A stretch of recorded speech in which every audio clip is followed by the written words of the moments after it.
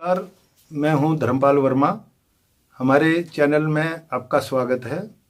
आज हम बात करेंगे स्वर्गीय चौधरी महेंद्र सिंह टिकैत, क्योंकि आज उनकी पुण्यतिथि है। 2011 में आज के दिन वो स्वर्ग सिधार गए थे। उत्तर भारत में किसानों के नेताओं की अगर हम बात करें तो सर दीनबंधु, सर छोटू राम, चौधरी देवीलाल, इनके नाम आते हैं। इन्होंने बड़ा संघर्ष किया किसानों के लिए। लेकिन महेंद्र सिंह टिकैत और चौधरी देवीलाल सरीके लोगों में एक बड़ा अंतर ये था कि वो नॉन पॉलिटिकल आदमी थे। उनका संगठन जो है वो नॉन पॉलिटिकल था। उन्होंने जाति धर्म की बात ना करके किसानों की बात की, और वो ये कहते थे कि किसान का मतलब जाति से के साथ जोड़ के नहीं दिखा जा सकता। किसान हर जाति से संबंधित व्यक्ति हो सकता है। उन्होंने जो उस अपने टाइम पे 1980 के दौर में उन्होंने शुरुआत की और 2005-06 तक वो काफ़ी सक्रिय रहे। उनको लेके कई किस्से हैं कि वो कितने, उनकी इच्छा शक्ति कितनी मजबूत थी कि वो अपने गांव सिसोली को उन्होंने सत्ता का केंद्र बिंदु बना दिया था। एक बार 1986-87 में उस टाइम के मुख्यमंत्री वीर बहादुर सिंह उनके गांव में आके पंचायत में किसानों की सारी मांग मानने को मजबूर हुए। उन्होंने स्टेज से वो सारी मांगे मान ली जो महेंद्र सिंह टिकैत ने उठाई थी। हम किसी जाति के साथ उनका नाम नहीं जोड़ सकते, हालांकि उनका जन्म जाट जाति में हुआ। कोई भी व्यक्ति जिस जाति में जन्म लेता है उससे उसका लगाव होना स्वाभाविक है। लेकिन वो इस बात के पक्षधर थे कि खेती करने वाले चाहे मोहम्मडन से, चाहे गुज्जर हैं, अहीर हैं, जाट हैं, ब्राह्मण हैं, वो सारे अगर इकट्ठे होकर रहेंगे, उनके क्योंकि इंटरेस्ट एक हैं, उनके दुख सुख एक हैं, उनकी समस्या एक है, और वो संगठन को उन्होंने कैसे अपनी रूपरेखा के अनुसार एक मुकाम तक पहुंचाने का काम किया, उसके कई बड़े जिंदा उदाहरण हैं। एक बार हरियाणा इसके हरिंदर मलिक के बेटे पंकज मलिक जो हैं वो एमएलए होते थे। वो कई बार एमएलए रहे, शामली से भी रहे, बगरा से भी रहे। वो किसी झगड़े में उनका नाम आ गया और मुकदमा दर्ज हो गया। उनके साथ 3-4 लोग और गिरफ्तार हो गए।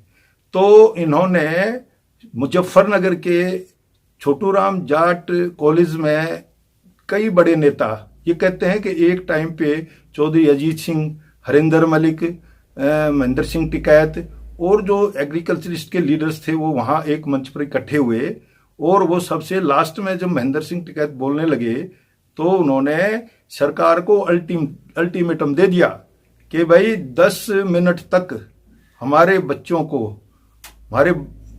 को रिहा नहीं किया गया तो हम जेल तोड़ देंगे। और जब ये बात सरकार तक पहुंची, इसका असर आया और सरकार को झुकना पड़ा, प्रशासन को झुकना पड़ा। इसी तरह उन्होंने 1986-1987 में कई बड़े संघर्ष किए, आंदोलन चलाए।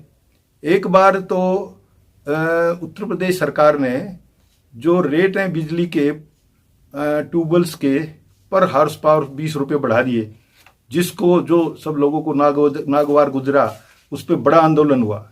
तो शामली में एक पावर हाउस था जिसको इन लोगों ने इनके नेतृत्व में 8-9 दिन तक घेराव उसका किया, और बाद में तत्कालीन सरकार को वो चीज़ सारी वापस लेनी पड़ी। और महेंद्र सिंह टिकैत इस बात के भी पक्षधर थे कि समाज के सभी वर्गों का जो है वो सामाजिक सिस्टम बिल्कुल एक ताने बाने की तरह होना चाहिए। उन्होंने 1986 में अक्टूबर महीने में शायद वो किसान यूनियन का गठन किया था। लेकिन इसके साथ ही उन्होंने जो खाप पंचायतें हैं उनको भी मजबूत करने की कोशिश की, और व्यवहारिक तौर पे सिसोली गांव को एक सामाजिक व्यवस्था को मजबूत करने का केंद्र बनाने का काम किया।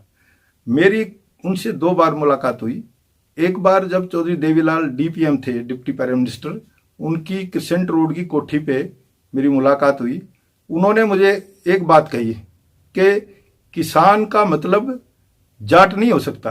किसान का मतलब है जो खेती करने वाला आदमी है, उसका कोई धर्म भी नहीं है, वो चाहे मोहम्मडन है, चाहे हिंदू है, चाहे मुसलमान है, चाहे कोई भी है।